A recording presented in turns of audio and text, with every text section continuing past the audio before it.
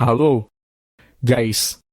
Selamat datang kembali ya di channel Denny Santosa. Kali ini saya akan memberikan 5 senjata tradisional yang ada di Kalimantan. Sebelum lanjut kita intro dulu ya.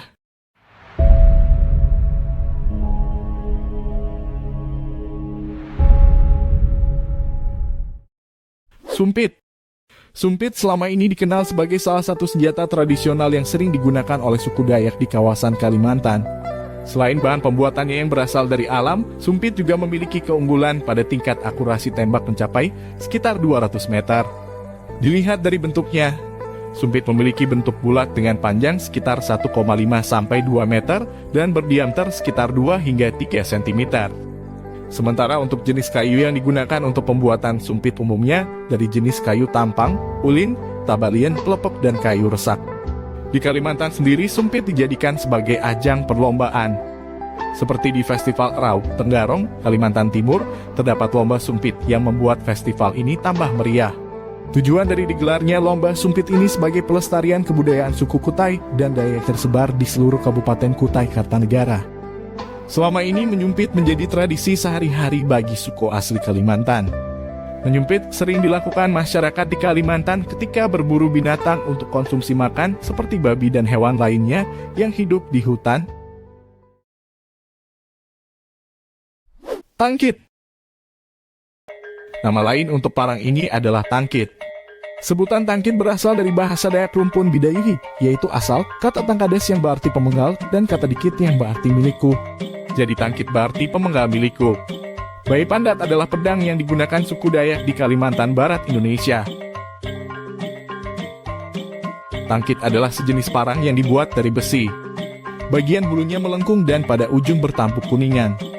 Tangkit yang bentuk hurunya menyerupai salib oleh masyarakat Dayak disebut tangkit perempuan. Sedangkan tangkit yang tidak terdapat tonjolan polos disebut tangkit laki-laki. Alas pegangan hulu tangkit laki-laki biasanya dilapis dengan lilitan kain merah. Sarung tangkit dibuat dari kayu tipis dan pipi yang dililit dengan geleng rotan dan diperkuat dengan pelat kuningan. Kadang-kadang ada tangkit yang sarungnya diukir dengan motif yang disesuaikan dengan selera pemiliknya. Tangkit selain dipergunakan sebagai senjata untuk mempertahankan diri juga dipakai oleh penari laki-laki dalam acara tarian adat. Alat ini hanya dapat dijumpai pada masyarakat Dayak di Pontianak, Kalimantan Barat. Duhung atau dohong. Duhung ini adalah salah satu senjata tertua Dayak Maju Otdanum. Senjata ini adalah senjata ritual dan bahkan ada sebelum era Mandal. Yang dimana di dalam beberapa cerita tutur senjata inilah yang digunakan oleh tokoh-tokoh Dayak Maju Otdanum. Semisal kisah Sawong melawan Raja Iblis yang banyak memakan manusia. Kata salah satu anggota komunitas Pulse of Dayak, FOD, Pierre Yudhistira, di sela-sela pameran yang bertajuk Borneo X TRADIKSI. Dalam penjelasannya, duhung yang merupakan senjata masyarakat Dayak Maju ini dikenal sebagai senjata yang digunakan untuk serangan jarak dekat. Berukuran kecil berbeda seperti mandau, senjata ini termasuk senjata tikam dan tusuk yang sederhana dengan bilah yang simetris. Karena itu mereka kerap membawanya dalam kegiatan berburu untuk melindungi diri dari serangan binatang buas dalam jarak yang dekat. Senjata tradisional ini juga merupakan mata tombak yang dapat digunakan sebagai pisau. Sebagai pisau, senjata ini dilengkapi dengan gagal bulat dan sebuah sarung yang terbuat dari kayu. Pada zaman dahulu oleh masyarakat Dayak juga digunakan sebagai senjata untuk berperang, jelas piar. Selain digunakan sebagai pertahanan diri dari musuh, senjata Dayak yang menyerupai keris ini dulu digunakan oleh masyarakat untuk berburu dan bercocok tanam. Namun kini hanya boleh dimiliki oleh pisur atau ketua adat masyarakat Dayak. Senjatanya sekarang sudah menjadi semacam pusaka. Lunju atau tombak. Yang satu ini sumpit juga ini nih guys. Namun cara pemakaiannya yang berbeda. Lembing dari lunju dibuat dengan kayu dan tali pengikat terbuat dari rotan yang dipilin menyambungkan lembing dengan mata tombak. Lunju dapat digunakan dengan cara digenggam maupun dilemparkan. Fungsi utama dari lunju adalah sebagai alat perperangan. Tetapi lunju juga dapat digunakan untuk berburu dan sebagai salah satu kelengkapan upacara dan suku Dayak. Bahkan konon terdapat senjata lunju yang memiliki penunggu masing-masing. Lunju juga dapat disatukan dengan sumpit atau sipet sebagai senjata tiup yang mematikan. Di Kalimantan Tengah, lunju digunakan untuk menembak sapi dan kerbau, untuk acara ritual seperti tiwah dan upacara lainnya yang ada di suku Dayak Ngaju Kalimantan Tengah.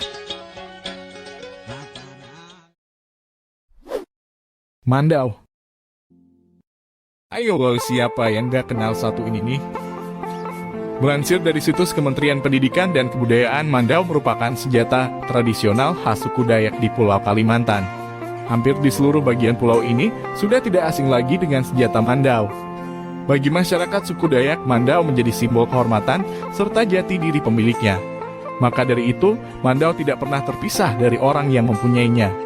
Dulunya mandau dianggap memiliki unsur magis dan hanya dapat digunakan dalam acara ritual tertentu, seperti perang, perlengkapan tarian adat, dan lain sebagainya.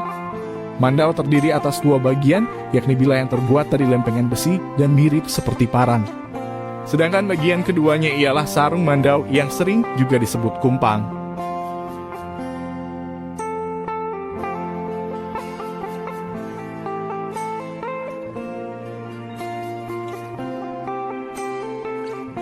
Oke guys, itu dia tentang 5 penjelasan senjata tradisional yang ada di Kalimantan. Jangan lupa untuk selalu dukung terus channel Denny Santul saya. Terima kasih penonton.